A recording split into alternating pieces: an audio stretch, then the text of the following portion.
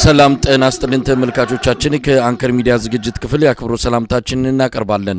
በተለያዩ የአማራ ክልል አካባቢዎች ያሉትን ወቅታዊ ሁኔታዎች በተመለከተ ወደ እናንተ የምናደርሰውን ከፋኖ መንደር የተሰኘውን መርሃ ግብራችን ነው ይዘን የቀረብነው። ሰሞኑን በአማራ ክልል በአብዛኛው ቀጠና የአማራ ሕዝብ ድምጹን ያሰማበት ትዕይንተ ሕዝብ መካሄዱ ይታወሳል። ያንን ትዕይንተ ሕዝብ ተከትሎ የአብይ አህመድ አገዛዝ በቂም በቀል የድሮንና የከባድ መሳሪያ ጥቃት መፈጸሙን ነው ያገኘናቸው መረጃዎች የሚያመለክቱት።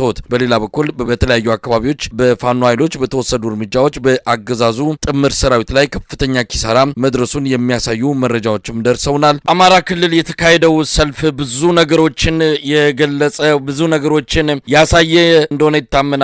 ለወዳጅም ለጠላትም አብዛኛው የአማራ ህዝብን ትግል የሚደግፉ ፋኖ የጀመረውን የህልውና ተጋድሎ በተለያዩ አስተዋጽኦች ከጎን የቆሙ ኃይሎች በአማራ ክልል የተካሄደውን ሰልፍ በከፍተኛ ስሜት ነው የተቀበሉት።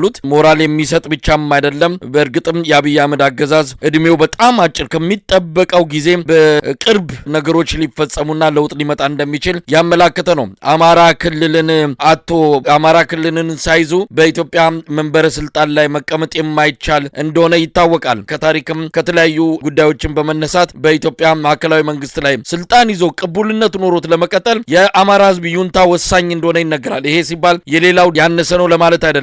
ነገር ግን አማራ ክልል ምንም አመጣም አማራ ክልልን ትተን ኢትዮጵያ መምራት እንችላለን ማለት የማይሆን የማይሞከር እንደሆነ የሚያውቁ ወገኖች በተለይም በአማራ ክልል በትጥቅ ትግልም ሆነ በህዝቡ እንደዚህ በሚገለጽ የህዝብ ስሜት አብይ አህመድ እድሜው አጭር እንደሆነ በቶሎ የፖለቲካ ለውጥ አጠቃላይ ህዝብ እየጠየቀ ያለውን ምላሽ የማይሰጥ ከሆነ ምናልባትም አጉል አወዳደቅ ሊሆን እንደሚችል ነው የሚገመተው። እንደው ያንን ተከትሎ ቀደም ሲል እንዳልከው የተለያዩ ቦታዎች የድሮን ጥቃትና የከባድ መሳሪያ ድብደባ አከናውኗል። ይህንን በተመለከተ የሚወጡ መረጃዎችን እየተከታተልን እንገኛለን። በአንጻሩ የአማራ ፋኖ የተለያዩ አደረጃጀቶች ውጊያ እያደረጉ እንዳለ እንሰማለን። ይሄ የማያቋርጥ የማያባራ በአገዛዙ በራሱ ጊዜ የሚመጣ ጥቃትንም መክቶ በመመለስ የፋኖ ኃይሎችን በራሳቸው መርሃ ግብር ጥቃት በመፈጸም በርካታ ድሎችን እንዳገኙ ነው የሰማነው። እንግዲህ በዚህን ወቅት ላይ ብዙም የአውደ ውጊያ ውሎ መረጃዎች ሽፋን እያገኙ ያሉ አይመስለኝም።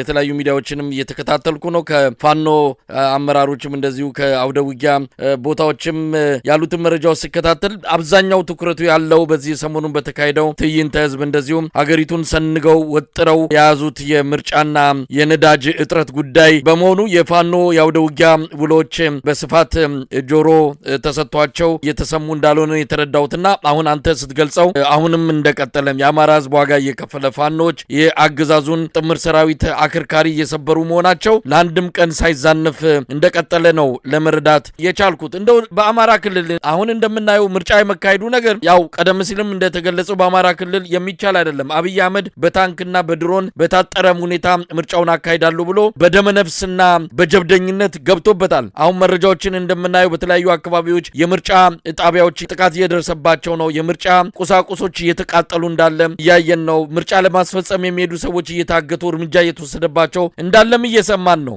መጪው ጊዜ በጣም ወሳኝ ነው። የኦሮሚያ ክልልም አብዛኛው ቀጠና እንደዚሁ በሰላም እጦትና በአገዛዙና በኦሮሞ ነጻነት ሰራዊት መሃል በሚደረጉ ውጊያዎች ሰላም የደፈረሰበትና መንቀሳቀስ የማይቻልባቸው ሁኔታዎች እየተፈጠሩ እንዳለን የሰማነው። እስቲ ከዚህ ጋር እያይዘን እንየው። የነዳጅ እጥረቱ በራሱ የፈጠረው የጋለ የህዝብ የቁጣ ስሜት አለ። ምርጫ ላይ የተጀመረውና አገዛዙ አይኑን ጨፍኖ የገባበትም ሁኔታ አለ። ከአማራ ክልል ጉዳይ ጋር አያይዘን እንመልከተው። በአብዛኛው በፋኖ ተቆጣጥሮ የሚገኝባቸው ምናልባትም ከ40 በላይ ቀበሌዎች ላይ የተደረገ ሰልፍ ቁልፍ ጥያቄዎች ተነስተዋል። ከነዚህ ቁልፍ ጥያቄዎች ውስጥ ዋነኛው የአማራ ክልል ህዝብ ሰላም ይፈልጋል፣ አትግደሉን፣ እንኑርበት። ምርጫ የሚባል ያገዛዙ ጦር በድሮን በመድፍ በተለያየ ከባድ መሳሪያ የገበሬውን አውድማ እያቃጠለ የገበሬውን ቤት እያቃጠለ የገበሬውን የቀኝና የግራ በሬ እያረደ የሚበላ አገዛዝ ይቀጥል፣ ይግደለው፣ ልጄን ይድፈራት እንደማለት ነው ብሎ ጥያቄ አንስቷል። እንግዲህ ከዛሬ አንድ ወር በፊት ማዳበሪያ 6000 እስከ 8000 ብር ነበር የሚሸጠው አማራ ክልል ውስጥ። በዛሬው ዕለት በተለይ በጎጃም አካባቢ 14800 ብር ደርሷል። 15000 የተጠጋ ማለት ነው። 15000 ብር አንድ ኩንታል ማዳበሪያ መንግስት ራሱ ይህን እንኳን ማቅረብ አልቻለም። አርሰን እንብላበት፣ ማዳበሪያ ይቅረብልን፣ የምናመርተው ምርት ለኛ ብቻ አይደለም ለኢትዮጵያ ህዝብ ነው። ስለዚህ በረሃብ አትግደለን የሚል ጥያቄ አንስቷል። የተራበ ህዝብ ያረሰውን ጎተራ ውስጥ ያስቀመጠውን ያቃጠለው ስርዓት ምርጫ ብሎ ነገር በአማራ ክልል በፍጹም እንደማይሰራ አሁንም ደግሞ ደጋግሞ ተናግሯል። የዛሬ 3 ዓመት በተለያዩ የአማራ ክልል ትልቅ ከተሞች ጅራፉን አጥፎ ጥያቄ ያቀረበ፣ በሁለተኛው ደግሞ ጅራፍ እያጮኸ ሄደ። የጅራፍ ፖለቲካ ሲሉት ግን መሳሪያውን አነሳ። የአባት አርበኞች መሳሪያ በክፍለ ጦርና በብርጌድ ደረጃ ተደራጅቶ በሶማ በረሃ፣ በአባያ በረሃ፣ በሞጣ፣ በብቼና፣ በአጠቃላይ በወሎ፣ በሸዋ፣ በጎንደር የአባት አርበኞች ተደራጅቶ ከፋኖ ኃይሎች ጋር ዛሬ እየገጠመው ነው። ይሄንን ሊመልሰው ሊቀለብሰው አይችልም። ደክሟል ስርዓቱ በአጠቃላይ። ስለዚህ ምርጫን በተመለከተ በአማራ ክልል ላይ እየተሳለቀ ምርጫ ማድረግ አስቦ ከሆነ አንድ የአማራ አባባል አለ። የአማራ ክልል ህዝብ ሲወድህ ያሰባውን ሙክት አምጦ ከፊት ላይ ያርግልሃል። እንግዳ ሲመጣበት አጎዛና አንጥፎ ያስተኛሃል ቤቱ። ሲጠላህ ደግሞ ዱላ ሳያነሳ ባይኑ ይገላሃል ይባል አባባል አለ። በአጠቃላይ አማራ ክልል ላይ ምርጫ አደርጋለሁ ብሎ እየተንቀሳቀሰ ያለ የፋኖ ኃይሎችን በተናገሩት መሰረት በየቦታው ጉሯቸውን እያነቁ እየወሰዷቸው ነው። ይሄንን አላርተ ያለ የብልጽግና አመራር እንግዲህ ውርድ ከራስ ተብሏልና ይዋረዳል። መሳይ አጠቃላይ ይሄ ውጊያ የአማራ ክልል ውጊያ አይደለም። እንደው ቅድም ሳልጠቅሰው ያለፍኩት አንድ በቤንሻንጉል ጉሙዝ ክልል ለተከታታይ 3 ቀናት የጉሙዝ ብሔራዊ ንቅናቄ የሚባለው ከፋኖ ኃይሎች ጋር ስምምነት አድርጎ በጉሙዝ አካባቢ በቤንሻንጉል ጉሙዝና በአማራ ክልል ድንበሮች አካባቢ ላይ የአገዛዙን ጦር ፊት ለፊት ውጊያ እየገጠመ ያለ አንድ ኃይል አለ። ይህ ኃይል ስምምነት ካደረገ በኋላ ወንበርማ እስከተባለው ድረስ እየመጡ በአገዛዙ ጦር ላይ በአድማ ብተናው በሚኒሻው ላይ ጥቃት እየፈጸሙ ይገኛሉ።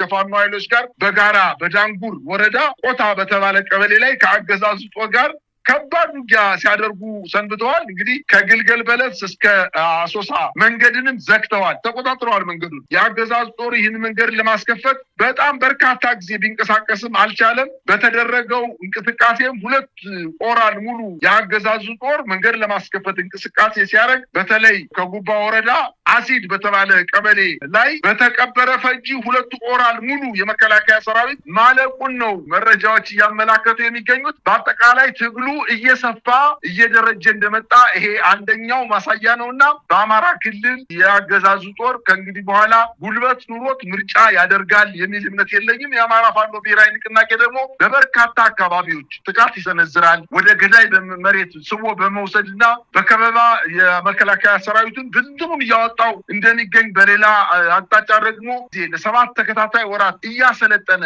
የኮማንዶ ኃይሎችን ስነ ስርዓት ያለው ወታደራዊ ዲሲፕሊን ያለው ወታደራዊ እውቀት ያለው አጠቃላይ ነገም ለሀገሪቱ የሚተርፍ ይሄ መከላከያ ሰራዊት ሲፈርስ ለሀገር የሚተርፍ የመከላከያ ሰራዊት በየበረሃው ማሰልጠኛ ጣቢያ አቋቁመው ሰራዊት በከፍተኛ ደረጃ እያስመረቁ እንደሆነ በተለይ የቴዎድሮስስ 206ኛ ኮር 24ኛ ክፍለ ጦር ለ7 ወራት ያሰለጠናቸውን የኮማንዶ አባላት አስመርቋል። እንግዲህ የአማራ ፋኖ ብሔራዊ ንቅናቄ የሚኒሊክ ዕዝም 303ኛ አሳምነው ኮር ዳህና ወረዳ ላይ ደራ ቀበሌ በሚኒሻ እና በፖሊስ ላይ በተፈጸመ ጥቃት በትናንትናው ዕለት 28 የአገዛዙ ጦር መደምሳቸውና ከ26 በላይ ደግሞ በውጊያ የተማረኩ እንደሆነና 44 የጦር መሳሪያ ስናይፐርን ጨምሮ የቡድን መሳሪያን ጨምሮ 44 የነፍስ ወከፍ መሳሪያዎችን በእጃቸው ማስገባታቸውን እየተመለከተ ከእንግዲህ በኋላ በአማራ ክልል አሸንፌ ክልሉን ሰላም አድርጌ ምርጫ አደርጋለሁ የሚል ስርዓት ደካማ በጣም ስግብግብና ራስ ወዳድ ስርዓት ካልሆነ በስተቀር ህዝቡ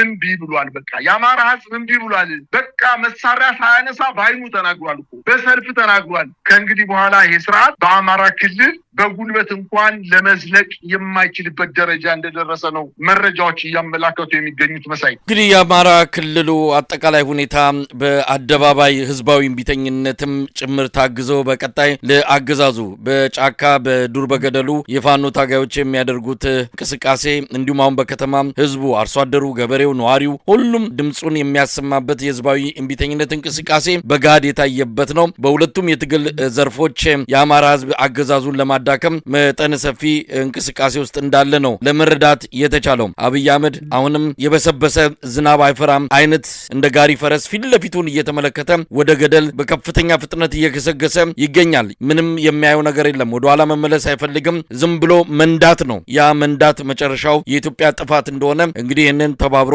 አገዛዙን በማስወገድ ረገድ የአማራ ህዝብ በሰላማዊ ትግልም በመሳሪያ ትግልም የጀመረውን አጠቃላይ የህልውና ተጋድሎ ሌላው የኢትዮጵያ ህዝብ ማገዝ መደገፍ ይገባዋል። እንግዲህ የአሜሪካ የውጭ ጉዳይ መስሪያ ቤት በቅርቡ ባወጣው የጉዞ ማስጠንቀቂያ መሰረት ከአዲስ አበባ በስተቀር አብዛኛው የኢትዮጵያ አካባቢ ሰላም የለም፣ መረጋጋት የሌለው በማንኛውም ሰዓት የህዝብ ተቃውሞና አመጽ ሊቀሰቀስ እንደሚችል የጠቆመ ነው። ስለዚህ መጪው ጊዜ በብዙ ክስተቶች ታጅቦ የሚቀጥልና የሚጠበቅ ይሆናል። አብይ አህመድ ግን የትኛውም አምባገነን ስርዓት የትኛውም ክፉ ስርዓት እንኳን አድርጎት የማያውቀውን ምርጫ ካላደረግኩ ብሎ የህዝብና የሀገር ሀብትን በከፍተኛ ደረጃ ትርጉም በሌለው በዚህ ምርጫ ላይ እያወጣ እንዳለ ነው ያየነው። እንግዲህ መጪው ጊዜ ብዙ ነገሮችን መፍትሄ የሚፈልግ ይመስለኛል። በጉጉት የምንጠብቀው ነው የሚቀጥሉት 2 እና 3 ወራት በኢትዮጵያ የሚኖረው ክስተት። ጨርሰናል። ምናልባት የምጨምረው ከሌለ አሁን በእስራኤል በአሜሪካና በኢራን እየተደረገ ያለው ጦርነት የዓለምን ትኩረት ሙሉ በሙሉ ወደዛ ወስዶታል። ይህ ስርዓት ጉልበት ቢኖረው ነው አቅም ቢኖረው ኑሮ መጨፍጨፍ የሚገባውን የአማራ ህዝብ ጨፍጭፎ ይጨርሰው ነበር። አይሰማም፣ አይታይም፣ ምስክርም አይኖርም ብሎ ወደዚህ ጥቃት ይሄድ ነበረ።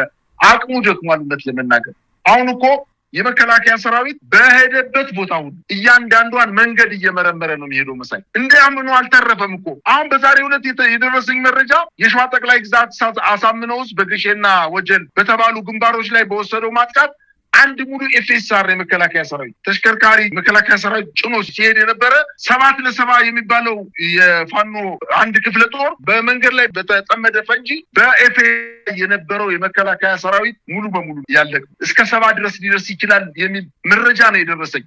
ስለዚህ በሄደበት ሁሉ መከላከያ ሰራዊቱ የሚቀብረው አጦ ባለበት በዚህ ሰዓት በአማራ ክልል ከእንግዲህ ሰላም አመጣለሁ ብሎ በፍጹም አይችልም። ደክሟል።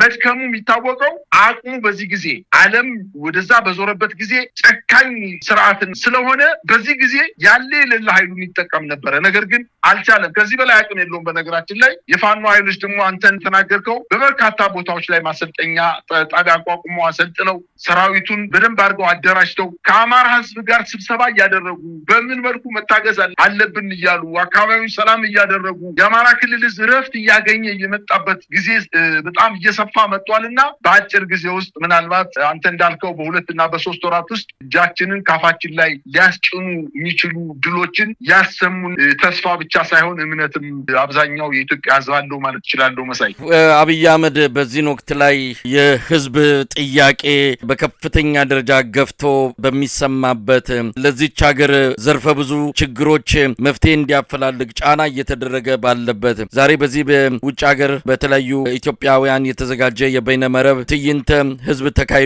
ከ1 ሚሊዮን በላይ ሰዎች ናቸው በማህበራዊ መድረኮች የተከታተለው። ጦርነት ይቁም፣ የግፍ አገዛዝ ያብቃ፣ ኢትዮጵያ ወደ ሰላማዊ ሽግግር ትምጣ፣ ከምርጫ በፊት ሽግግር ይቅደም የሚሉ መሪ ቃሎችና መልእክቶች በሚተላለፉበት ዕለት አብይ አህመድ እንደተለመደው የዚህ ሰውዬ እንግዲህ እብደት መረኑን ለቆ ከጊዜ ወደ ጊዜ በልህና በበቀል የሚያደርጋቸው እርምጃዎች የአገዛዙን እድሜ እያሳጠሩ እንዳለ ነው የምናየውና ዛሬ በዚህን ወቅት ላይ የኢትዮጵያ ህዝብ የኑሮ ውድነት ሸክሙን አቃልልኝ ሲል እሱ ፑሻፕ እየሰራ ቅሪላ ኳስ እየነረተ ቅርጫ ኳስ እየተጫወተና ሳይክል እየነዳ ለኢትዮጵያ ህዝብ ጥያቄዎች ጀርባውን መስጠቱን የምናይበት የእንደዚህ አይነት የእልህና የበቀል ምላሾቹ እጅግ አስገራሚ ናቸው። ሰውየው እንኳን ሀገር ለመምራት አለም አንድ ቤተሰብን እንኳን በዚህ አይነት አስተሳሰብ በዚህ አይነት መንፈስና ስሜት ልትመራማ አትችልም። እሱ ሁልጊዜ እልህ ውስጥ ያለ ገዢ ነው። ዛሬ በዚህን ወቅት ላይ ብዙ ጥያቄዎች ከአብዛኛው የኢትዮጵያ አካባቢ እየተሰማ ባለበት በዚህ ሁኔታ ላይ ምንም አልመሰለኝም፣ ምንም አታመጡም፣ የትኛውም ጩኸት አይበግረኝም የሚል አርቲፊሻል የሆነ ውስጡ ብዙ ፍርሃት እንዳለ እናውቃለን። ጠንካራ ለመምሰልና ምንም አይነት ነገር እንደማይበግረው ለመሆን የሚያደርገው ድራማዊና ቲያትር የተሞሉ እንቅስቃሴዎቹ የተወሰኑ ደጋፊዎችን ምናልባት ሊያረጋጋቸው ይችል ይሆናል። አጠቃላይ ህዝቡ ግን ከዚህም በከፋ መልኩ በሰውየው ምላሾችና እንቅስቃሴዎች ይበልጥ እየተቆጣ ይበልጥ እርምጃዎቹን ወደፊት ከዚህ ሰው ለመጋ ለመገላገል የሚያስችለውን ትግል በማቀጣጠል ላይ ይገኛል። እንግዲህ ቀደም ሲል እንዳልነው መጪዎቹ 2 እና 3 ወራት የኢትዮጵያን ሁኔታዎች የሚወስኑ ይሆናሉ።